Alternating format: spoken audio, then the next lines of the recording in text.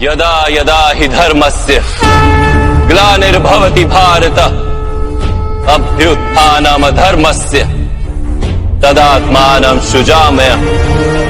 कितनी विचित्र बात है कि विश्व इतिहास के क्रूरतम वामपंथी नायकों की तस्वीरें घर में टांग कर आप श्रेष्ठ कवि साहित्यकार का दर्जा पा सकते हैं, लेकिन मोदी का प्रशंसक होकर नहीं पा सकते, बल्कि आपकी भ्रूण हत्या हो जाएगी। साहित्य और बौद्धिक विमर्श के सभी केंद्रों पर आधिपत्य जमाकर बैठने वाले इन आत्मनिर्वासित और देशद्रोही हिंदुओं ने दशकों तक दादागिरी की।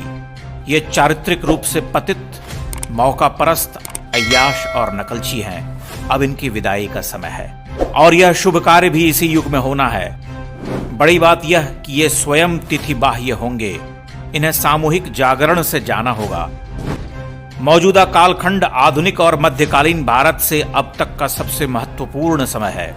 भारत की स्वतंत्रता तो इस महान समय के सामने बौनी है, क्योंकि तब तो नेहरू के चेलों ने इस देश को निरंतर नीचे ले जाने का नीच कर्म किया। पिछले 70 वर्षों में इस देश का मेरुदंड झुका दिया गया। उस सत्ता हस्तांतरण ने देश को हताश किया। इतना पतनशील, मोहांध, भ्रष्ट और टूटा हुआ भारत तो कभी रहा ही नहीं। लेकिन हमें हर्ष होता है कि हम हर विकट समय को पराजित कर उठते रहे हैं। हिंदू सबसे प्राणवंत जाति है। उसका एक बड़ा वर्ग भटक सकता है, मोह से गिर सकता है, मगर अफ्रीकियों की तरह अपनी स्मृति से उखड़ नहीं सकता। उसे लड़ना और उठना आता है। वह निरंतर व्याकुल प्रश्न धर्मा संस्कृति है। उसमें नायकों का जन्म अपरिहार्य है। इतिहास के दुर्धर्षतम युग में भी वह उठ खड़ा हुआ है। आज एक बार फिर से उठ रहा है। आज जो लोग हम जैसे लोगों पर हंसते हैं, उन्हें आने वाले वर्षों में मुंह छिपाने को जगह नहीं मिलेगी।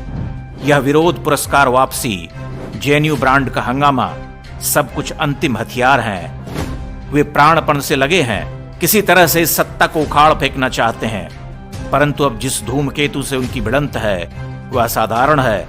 उसे ध्यान से देखने की कोशिश करो। उसके उदय में जो संकेत है उसे तुम झुठला नहीं सकते। वही भारत का भ्रम हरने वाला है।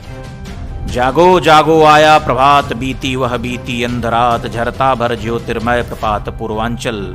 बांधो बांधो किरणें चेतन, तेजस्वी है तम जीत जीवन, आती भारत की ज्योतिर्धन महिमा बल।